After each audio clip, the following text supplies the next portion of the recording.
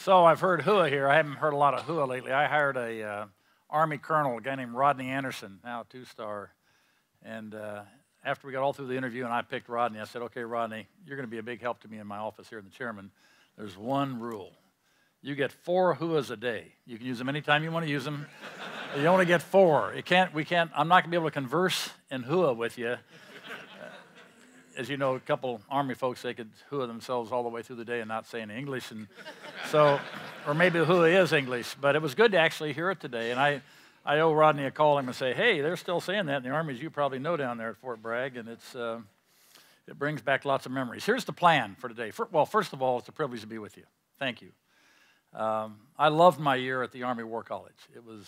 And I think it was really important for what happened to me next in my career. I was really young when I came to the Army War College, but the foundations here, the people that I met, some of whom became mentors later on, some of the faculty members that I met that became mentors later on as well, all adds to, to who you are when you get some of these really interesting assignments. So what a great year. I'm sorry we're missing the international fellows. They often ask some of the most interesting questions. And of course, we have a lot of issues with some of our diplomacy around the world and our military-to-military relationships. So it's always good to have them as part of the mix. So I'm sorry we're missing them today. I thought the plan would be I'm going to speak for about 30 minutes, which then gives us a little less than an hour to go through questions and answers on anything that's on your mind. The ground rules for the Q&A or anything you want to ask, fire away. And I'll do my best to answer the questions, defend myself if I have to, or retreat if I have to. But I'll just have at it. This is all about you. It's not about me. It's about you learning from my experiences as best I can translate them to you and maybe from my perspective. And that'll add to your body of knowledge and wisdom then as you go out and do amazing things for our country. This is an important year. People have probably told you this a lot of times, but somewhere in your career, there's that, if not a bright line, at least a fuzzy line that says you're now going to go join the strategic leadership part of our force, no longer the tactical operational. You'll never forget the tactical. It's always important to understand the operational piece as you go into the strategic piece of leadership, but it really is different, and it really is different. And I think a year like this, where most of you are in the roughly 20 plus or minus a couple years of career service, this is sort of when that happens, when you step over that line and now you're part of the strategic leadership. And I think you need to think about how you approach that. And if the skills and the leadership talents and capabilities you brought with you to this point are sufficient for going forward. And I don't know if you still do it. Do you... The Marshall quote, where he talks about having to learn all new skills. I mean, he's right, and it happens. I think it happens to anybody that gets to very senior levels, but it can happen way before then. Some of you have no doubt worked for Secretary of a Service. You've been in that office, or you've been in the Chief's office working somewhere, or in a combatant commander's office. So you've been around the most senior parts of our operation and organization, and so you've already seen how that level works, and it does require, I think, a new set of skills. Hence, I think this year is probably one of the most important things you do to get ready to take on those new responsibilities, or at least different in the context that General Marshall was thinking about them. I'm going to talk about six things briefly, because I've been asked to do 2 things, talk about strategic leadership, and I'm going to go talk about providing military advice. And I've got a little matrix I'll use for that. So I'm going to go through these 6 steps a little bit faster than I normally go through them, of things that I think about as I reflect upon my time as chairman and vice chairman and all the sorts of jobs I have that I would call being at the strategic level. The first one is the absolute necessity for strategic leaders to be intellectually open. The thought that any one person or any one small group of people can have all the solutions in their minds, or be able to address all the challenges themselves with their own ideas, it's long since passed. But we have a very complex world, as all of you know better than I. You've been out there fighting it here for a long time, all of your careers, basically. The challenges are just too great, and they don't yield to just one instrument of national power, military force, or diplomacy, or the economic instrument, or the informational instrument. It takes all of that. And so when you're confronted with huge challenges, I think a mark of a great strategic leader is somebody that will open up the aperture and listen to all sorts of input, even if you don't agree with it on the face of it. Even if it goes against everything you've ever been taught as the world's best artilleryman or whatever, airman or sailor, whatever you've learned, to just listen and take all that on board, because the world is sufficiently complex that out there, there's probably a nugget or two, or maybe even a central idea that you might find very, very useful. So that whole notion of intellectual openness, I think, is really important at the strategic level. Was it important at the tactical level, at battalion level? Yeah, to some degree. I'm talking about degrees here. It's going to be much more important to you in the future. An example that I would use was right before we got ready to go into Iraq, Secretary Rumsfeld and I sat down with a bunch of folks, and we said, okay, what can go right, what can go wrong? Let's make some lists here when we go into Iraq. There's a lot of unknowns. We don't know how this is going to work out. We came up with a very long list, somewhere around 50 items on both sides of the ledger. And we went to a national security meeting, and at the end of this national security meeting, it was on Iraq, and the president had already made the decision to go into Iraq, as I recall. And Secretary Rumsfeld says, well, Mr. President, I have one more thing. I'd like to go through, some things that might go right and some things that might go wrong if we go into Iraq, if we follow through. And the president says, I know. He says, Mr. President, I really want to go through this list with you. And so we did. And a lot of what could go wrong went wrong, and some could have gone right, went right. I mean, it was all over the map, of course. But I think that's being open. The president should have said, sure, I welcome it. He was initially a little hesitant, but the secretary, as he's wont to do, he pressed his point a little bit, and the president said, okay, and I'll sit here and I'll listen to this stuff. Very useful stuff, particularly for the rest of the members of the NSC that were sitting there to hear. And that's what I think I mean, or that's what I mean by intellectual openness. Number two would be nuance. Nuance becomes a lot more important at the strategic level than probably it does at the other levels. Again, degree here. At the strategic level, if you're talking about strategic leadership, you're leading because you get the really tough challenges. If they were easy, it'd be handled at some other level. So these are the really tough things. They're filled with ambiguity and complexity. There is in many cases, no clear path. There are a couple of paths, and your job is to figure out, okay, which one should I take? And often you don't know if you're right or wrong until you're at the end. You say, oh, I made a great choice there. Or you get to the end and say, we've got to go a different direction here. We made a bad choice.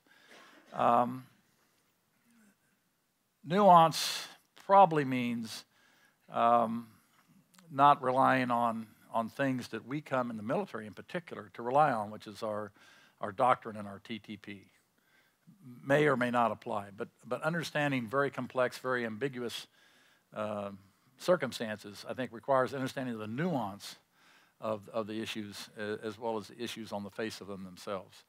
The third one is intellectual agility, being able to handle a multitude of different issues. In the broadest sense, when I was chairman, of course, we're a nation at war. We're also trying to transform the Department of Defense in a way that is appropriate. And those are two different things in a way. And we found a way to leverage some of the needs for warfighting to be part of the transformation, so that was somewhat helpful. But sometimes it was, you'd have to just kind of turn one side of your brain off or one part of it off and turn another part on to go work these transformational pieces. I mean, those are always, in some cases, the hardest. And so you spend a lot of intellectual energy, a lot of heat sometimes, and not very much light sometimes, just trying to figure out, okay, what do we mean by that? How do we want to do it? What processes do we want to change? Are there organizational things we want to change? And so on. So I think this intellectual agility, being able to do that, and being able to also not apply old paradigms to new problems. The intellectual agility to change there. The one story that I use often on this is when I was Commander U.S. Forces Japan, we were having our keen edge exercise with the Japanese, basically command post exercise. And I walk into the command center for my morning briefing one morning, and as I'm sitting down at the table, in walks some major with 4 of those legal briefcases, those big briefcases. And I'm thinking, all I got from my staff was a little notebook. And I'm thinking, there must be a lot more to this exercise than, I mean, I'm not reading it all, and I'm the commander, I need to, so I asked him, I said, what do you got in those briefcases? Well, I'm your Special Forces rep, and that's our doctrine, and I'm here to make sure you employ us in a doctrinally correct manner. And I thought to myself, this is post-Cold War, we're in Japan, we're trying to find a reason for Japanese to have a self-defense force, we're thinking a little bit outside the box, trying to, and I'm thinking, this guy's not going to be much use. I mean, if that's what I mean about intellectual agility. And if you think about General Franks trying to figure out when he was given responsibility for getting inside Afghanistan and all that sort of stuff, if he'd have stuck to old doctrine or TTP, where would we have been? I mean, there's not a lot in those days in our doctrine or our TTP that says, now here's how you work with the CIA. And here's who actually gives the garbage bag full of money to these Tajik leaders up here in northern. I mean, here's how we're going to use the B-52 to do close air support. I mean, that kind of stuff that we just wasn't sort of kind of in our, it wasn't things we thought about. So you needed some agility. And I give General Franks and actually all the other people around him that said, yeah, we're going to give this a try. It's not, we haven't done quite like this before, but okay, we'll give this a. And it turned out that at least that piece of it was very, very successful. So openness to new ideas, understanding and getting into the nuance, intellectual agility. The next one, I think, is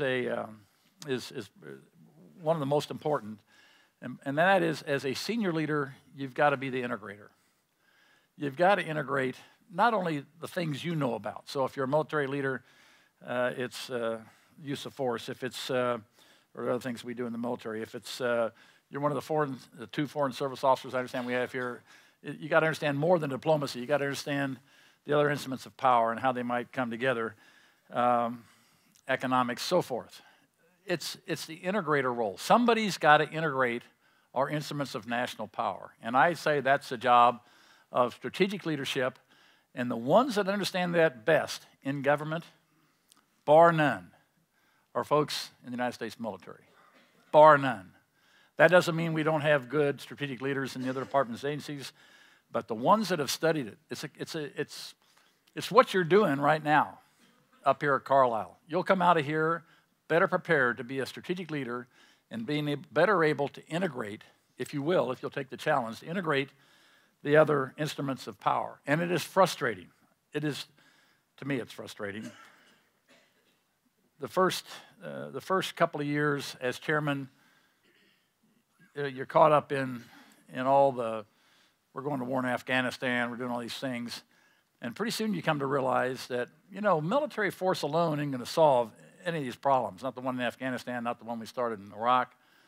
And so it becomes a question of how do we integrate the instruments of power? And who does that? Do you expect the president to do that? Well, it would take an extraordinary president that understood, you know, had been to one of the war colleges to kind of have a notion of how to do that. That doesn't often happen.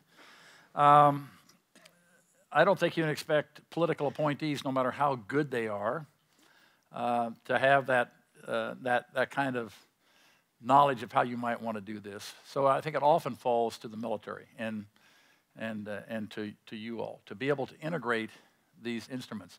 Frustrating to me because as I left office, my grade card for how we integrated all instruments of national power to prosecute our objectives in Iraq and Afghanistan would probably be about a C-. And that doesn't mean, and a lot of you have had, that does not mean that at the tactical level we didn't get along well with the interagency teams that were doing wonderful work in PRTs or in embassies or in green zones or wherever they were. That part works pretty well. I'm talking about the higher level policy policies that result in an Afghan embassy that was 50% man when I strolled through there in August of 2005. I mean, if all your instruments of power flow through the ambassador and his military person and they're 50% man, how are we doing? Well, we're not doing very well. And most countries don't do well at this. Our processes are based on the National Security Act 1947, which means we're perfectly organized for World War II. I know it's been modified, I got all that, but we still are kind of organized for that kind of conflict, not the challenging, complex conflicts that we've been involved in this last 10 years. So integration, I think that's a huge role for strategic leaders and one that you have to take on your back, and that's why you have folks, I assume, here from the CIA, you have folks from State Department, other services, and other civilians in the Department of Defense, and maybe there's some folks here from the Justice Department and others, because you all have to play together, and somebody's got to integrate that. And my view is that's the strategic leader. The fifth item, if I'm counting these right, is you got to be a team builder as a strategic leader. Not just, this is akin to integration, but slightly different. You got to build a team, of course, around your organization. So I have a certain leadership philosophy when I led the Joint Staff. By the way, you know the chairman I didn't command anybody as the chairman of the Joint Chiefs of Staff. I didn't have UCMJ authority over one person. How do you get things done? Well, I got a size 12 foot. No. How do you get things done? And I think one of the, Marshall said it in his little quote, it's through persuasion and guile, I guess, whatever guile is. But I know what persuasion is. It goes back to the size 12. This notion that you have to build your own team. And so your own leadership style will matter in whatever team you're closely associated with. There was a time on the Joint Staff when, and I'm not going to use any names here, but when the director of the J3 said to his folks, don't you talk to anybody in the J5. And the director of J5 said, don't you talk to anybody in the J3, because at the morning meeting, the J3 and the J5 wanted to shine in front of the chairman. You know, I know what's going on here, and hiding things. My leadership style, if that had happened when I was chairman, somebody would have to modify behavior or they'd be back in their parent service or doing something else. So how you lead your team is important. But it's more than your team. On the Joint Staff, you're part of a larger team, which is the Department of Defense, which is, you got a lot of folks in the Office of Secretary of Defense you've got to work with as well. And how you build that team, I think, is incredibly important. So as the Bush administration came in, as we were attacked on 9/11/2001, as they brought in a new Undersecretary of Defense for policy that nobody knew, and the outgoing one we all knew, the outgoing one being Walt Slocum, and some people here may know Walt, and I have the highest of regard for Walt Slocum.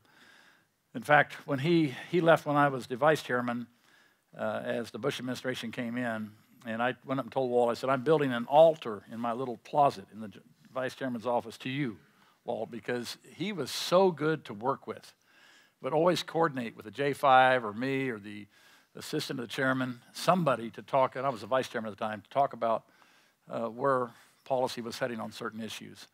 Now we got a new person, and nobody knew him. So I went to General Pace, my deputy or vice chairman, said, Pete, do you know Doug Feist? I said, don't know him. I said, your job is to make him your new best friend.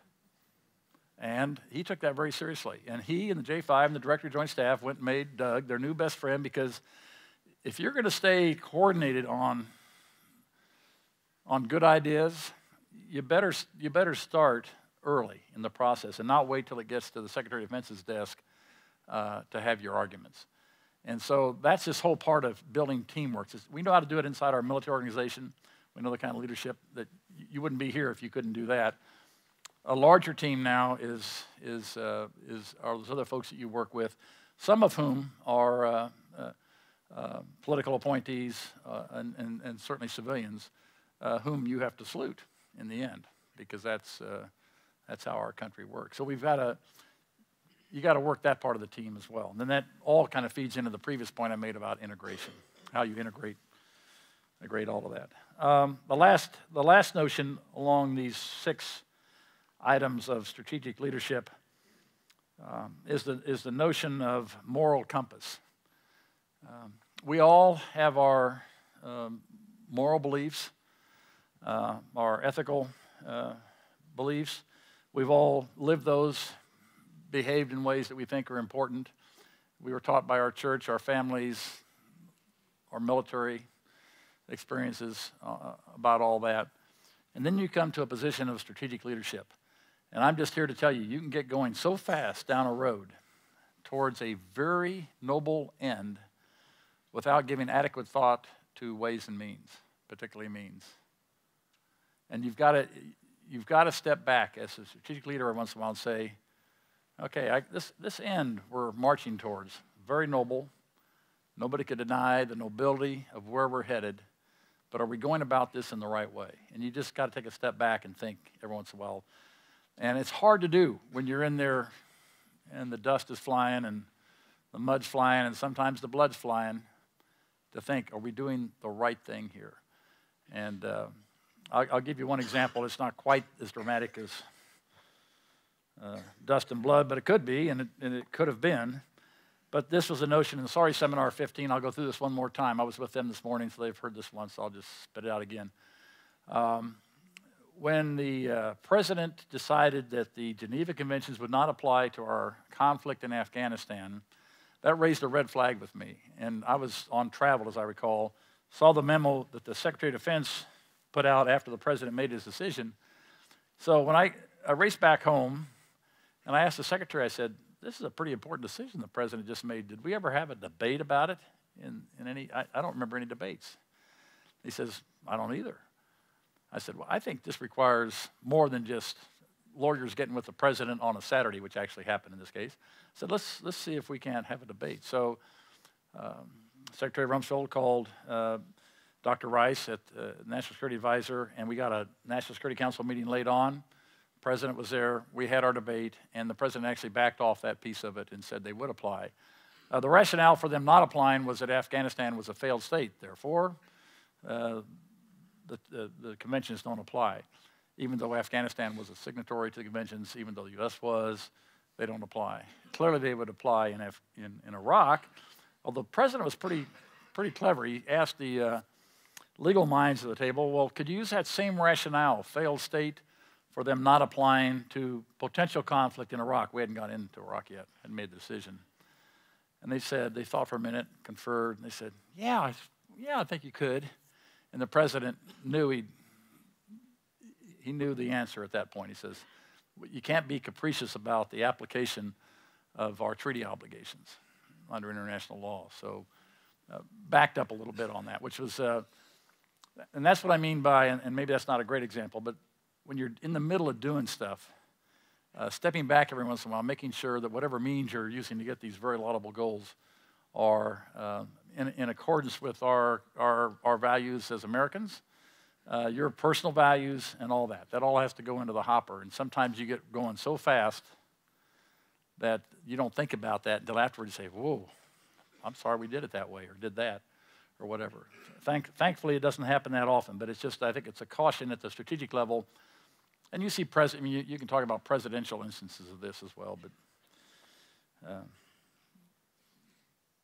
almost anybody in a senior position. I think it's just good. It's good to have a little bird on your shoulder once in a while that just says, are you doing the right thing? Notwithstanding the end goal, which is usually easy to explain. With that, let me move into this thought about giving military advice.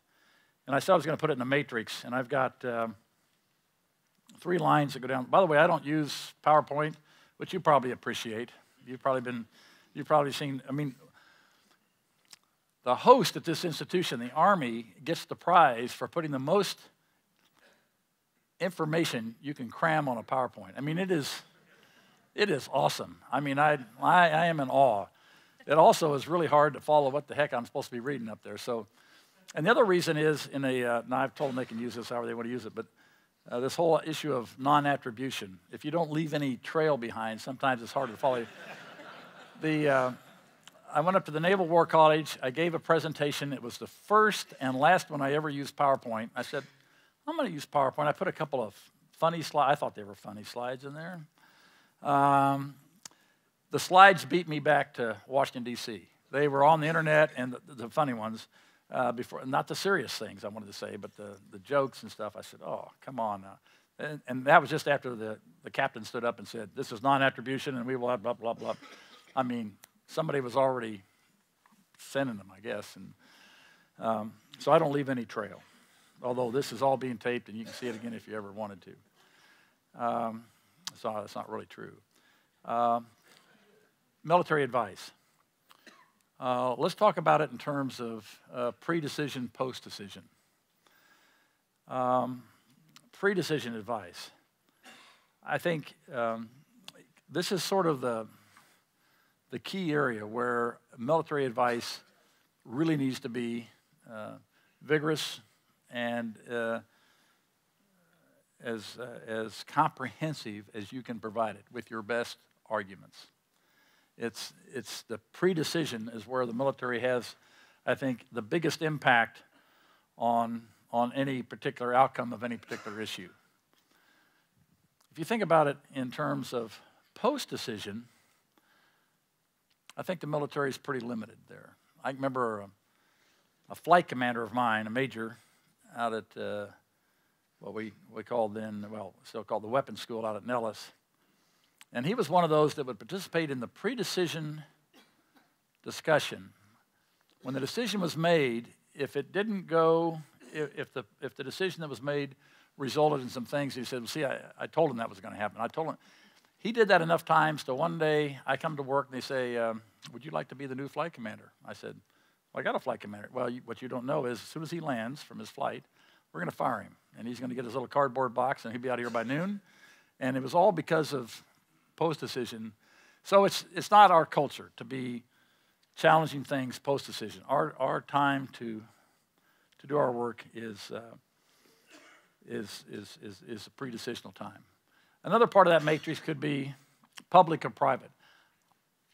My guess is if you talk to any service chief that's ever served or any chairman of the Joint Chiefs of Staff that's ever served, and you said, do you think your advice should be public or private to the President, National Security Council, Secretary of Defense, so forth, they would all say it ought to be private.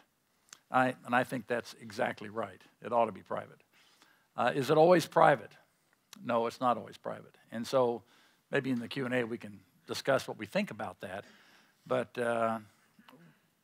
one example is 1992, then Chairman of the Joint Chiefs of Staff, Colin Powell, writes an op-ed, either in the Post or the New York Times, advising that use of U.S. military in the Bosnian conflict is wrong. Now, bear in mind, this is during a presidential campaign. So I wouldn't call that private. I would call that public. I bet if, and Colin's a good friend of mine, I bet if he were standing here, he'd say, yeah, it ought to be private. I've heard him say that. So I think we have to be really careful, and we can get into this in Q&A as well, but Gentleman McChrystal, you could argue that he was trying to give his advice in public when he made his speech in London. We can discuss that. I don't know that I agree, but anyway, that's one that's been in the press as well. So I think that's, for all of you, you have to come to some kind of thought on whether you do your advice in private or public. Trying to coerce civilian authorities to do something and using a public soapbox to do it is probably a good way to not be listened to very long, because I think it sort of breaks the trust. The third one is active duty or retired. Now, I was going to say, it's not very often that retired officers have any chance of providing military advice, although you can think of instances in the last 5 years where that, in fact, has happened to the president, matter of fact. And we can discuss whether we think that's right or wrong. We do know that retired officers often feel it's okay to call for the Secretary's resignation publicly and things like that, which I think has an impact on those left behind on active duty, but that's for the Q&A session. But if you're active duty and you're providing your best military advice, I think we're constrained like we were sort of in the pre-decisional area. We're constrained by our oath to the Constitution and civilian control of the military and all of that. And we give our best advice up to the point the decision is made, and then you're pretty much, you're bound then to salute and carry out the orders. A good example of this was, and you probably remember, especially those that have studied the Army history, Matt Ridgway, who had a division in World War II, and folks in London said, "We want you to jump your division into Italy." Forget exactly where, sorry, and jump in. And Ridgway was convinced if he did that, he would lose his division. It would become combat non-effective just because of the losses. And he argued that vigorously. In the end, it was the night before the jump. He's with his folks getting ready to jump in on a mission that he knew he was going to lose his division. When the orders came down, we've changed our mind, don't do it. I think that pretty much defines our option space, unless there would be a case you could make if it was something so immoral to you, repugnant to you, where you could perhaps say, I can't be part of this anymore, and then resign. And we can get into that in Q&A too, but if you want to talk about options and resigning from military office. But if you do that, that becomes a political act, obviously. And is that our role in life, to be the political actor? And I would submit no, and you'd probably say as well. But we can discuss that. There are shades of gray there. There's no bright line in most cases. So those are my thoughts, kind of 6 elements of strategic leadership, some thoughts on how we provide military advice,